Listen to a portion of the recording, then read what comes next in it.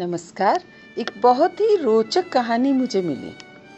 ये लोक कथा है इंग्लैंड की, और जब आप सुनेंगे तो मुझे विश्वास है ज़रूर मज़ा आएगा। और कहानी का शीर्षक है यदि ऐसा होता।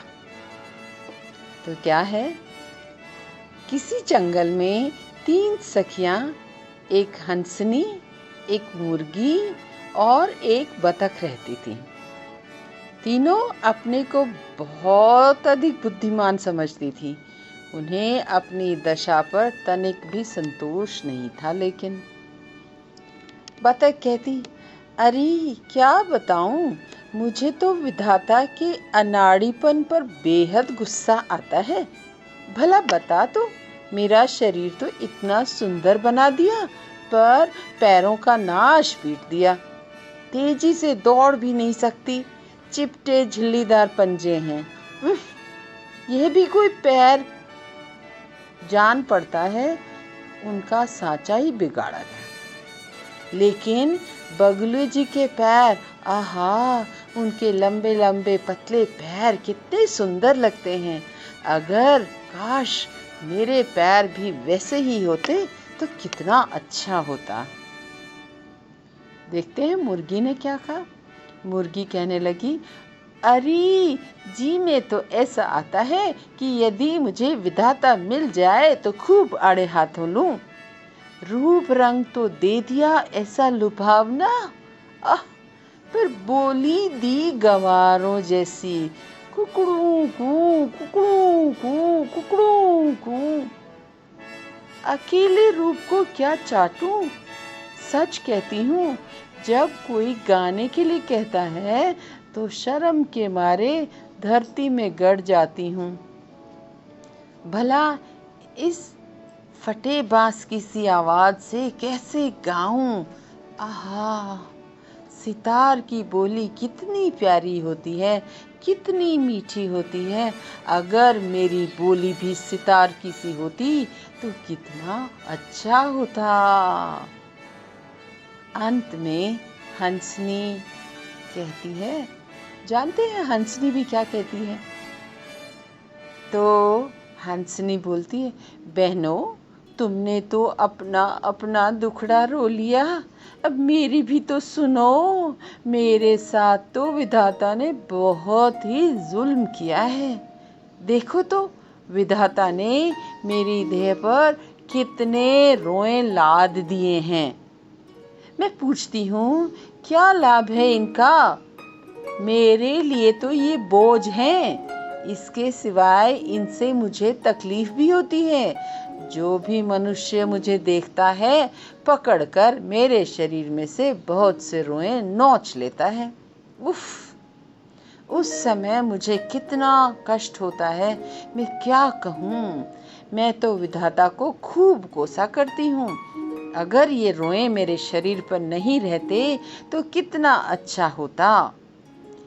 तीनों सखियां प्रतिदिन इसी तरह विधाता को कोसती रहती। एक बार विधाता दुनिया की सैर के लिए निकले। जब उन्होंने तीनों सखियों की बातें सुनी तो हंसकर बोले, तुम तीनों कल सवेरे सूरज निकलने से पहले पूरब की ओर मुंह करके खड़े हो जाना और आंखें मूंद कर जो हो कह देना, जो इच्छा हो वो कह देना। तुम जैसा चाहोगी तीनों के साथ वैसा ही हो जाएगा। यह सुनकर तीनों सखियां खुशी के मारे फूले न समाई।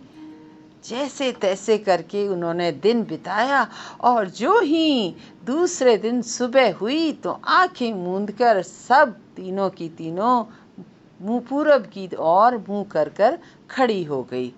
और जब उन्होंने आंखें खोली तो देखा कि उनकी इच्छाएं पूरी हो गई। लेकिन देखें, क्या वो पूरी इच्छाएं होने पर तीनों खुश थी? हंसनी अपने शरीर के सारे रोए गायब हो देखकर खुदकने लगी, खूब खुश होने लगी। मुर्गी की तो खुशी के मारे चीख उठी और बतख अपने लंबे पतले पैरों को देखकर खुशी से फूले न समाई।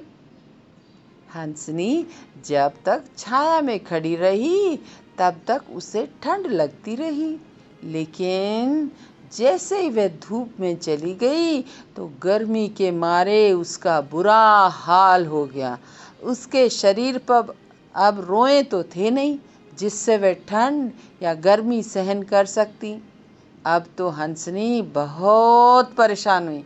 उसे अब पता चल गया कि रोए उसके लिए कितने ज़रूरी थे।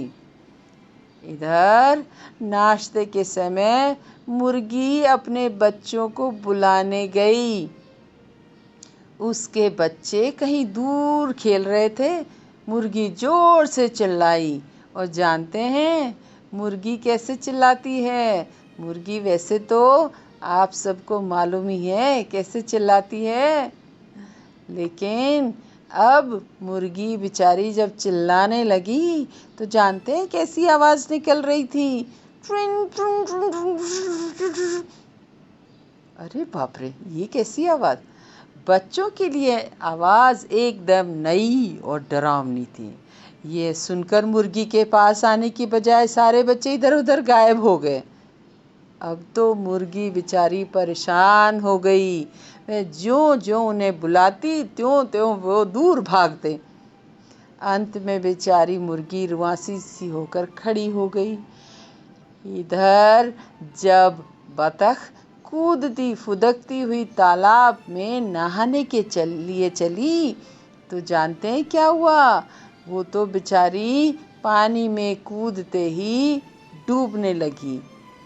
और अब तो इतनी वो परेशान हुई, वो तो क्योंकि बिल्कुल तैर ही नहीं सकती थी, और बेचारी परेशानी में सोचने लगी अब क्या होगा। वह समझ गई कि अपने चपटे झिल्लीदार पंजों के कारण जैसे तेजी से वो तैर सकती थी, अब वो नहीं रहे तो इसलिए वो तैर नहीं पा रही थी। अब बेचारी तीनों की तीनों सखियां शाम को इकट्ठी हुई और एक दूसरे का दुखड़ा सुनाया। हंसनी परेशान होते हुए बोली, मेरे शरीर पर से रोए क्या गायब हुए, मेरी तो जान पर बनाई। मैं या तो किसी ठंड से ठिठुर कर मर जाऊंगी किसी दिन, या गर्मी के मारे झुलस कर मर जाऊंगी। उफ, मेरे रोए अब कैसे वापस मिलेंगे मुझे? मुर्गी ने भी रोकर कहा, सितार की सी आवाज़ मांगकर तो मैं भी पछता रही हूँ। मेरे बच्चे मेरी बोली सुनकर दूर भागते हैं, मेरे पास आने में कतराते हैं। हाय, अब मैं अपनी बोली कैसे वापस लाऊं? बतख भी बेचारी बहुत उदास होकर बोली, मेरा तो और भी बुरा हाल है। मेरे नए पैर तो तैरने में कतई साथ नहीं देते। इनसे तो मेरे पुराने पैर कहीं अच्छे थे। हाय, हे भगवान, मैं उन पैरों को फिर कैसे वापस पाऊं? और अगले दिन सुबह फिर तीनों सखियां आँख मूंदकर पूरब की ओर मुंह करके खड़ी हो गई, और जैसे भाग्य से तीनों की इच्छाएं फिर से पूरी हो गई। हंसनी अपने रोएदार शरीर को देखकर खुशी से नाच उठी। मुर्गी ने फिर से क्या बोला?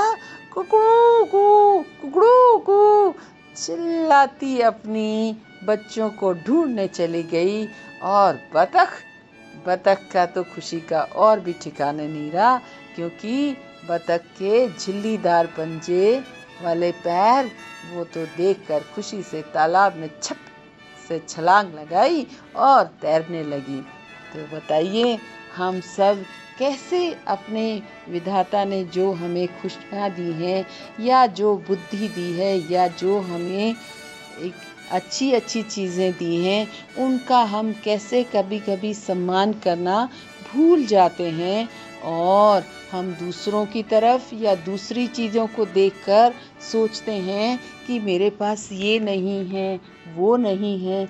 हम विधाता की बनाई हुई अपने खूबसूरती को उसका आदर नहीं करते हैं या उसका धन्यवाद नहीं करते हैं। क्यों ना आज से हम हमारे पास जो भी है उसको दुनिया में सबसे अच्छा मानते हुए और उसके लिए खुश होते हुए, धन्यवाद देते हुए विधाता का अच्छे कामों में लगाएं या अच्छे से रहें और अच्छा ही करें। धन्यवाद।